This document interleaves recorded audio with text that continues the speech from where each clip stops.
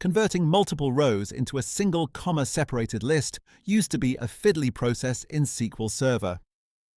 But since the 2017 release, we have the string ag function, which makes this task incredibly simple. Let's start with some sample data. We have a list of tasks, and by default they appear as individual rows. To turn these into a single list, we use string ag. We provide the column name and our chosen separator, in this case a comma and a space. As you can see, all those individual rows are now collapsed into one clean string. We can even get creative by nesting functions.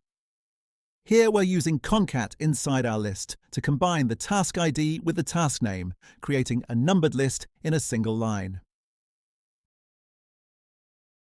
Now let's talk about null values. By default, string ag simply ignores them.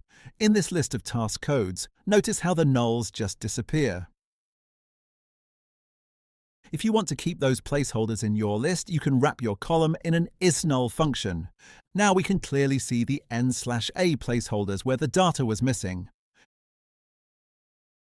Where string ag can really be useful is in grouped results. If we join an artist table to an albums table, we might get the artist name repeated over and over for every album they've released. By adding string ag and a group by clause, we can collapse the results. Now we get one row per artist with all their albums listed horizontally next to them.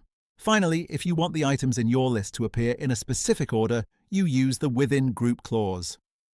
By adding this order by clause, we've forced the list to sort alphabetically in reverse, regardless of how the data is stored in the table. If you found this helpful, please hit the subscribe button for more SQL tips.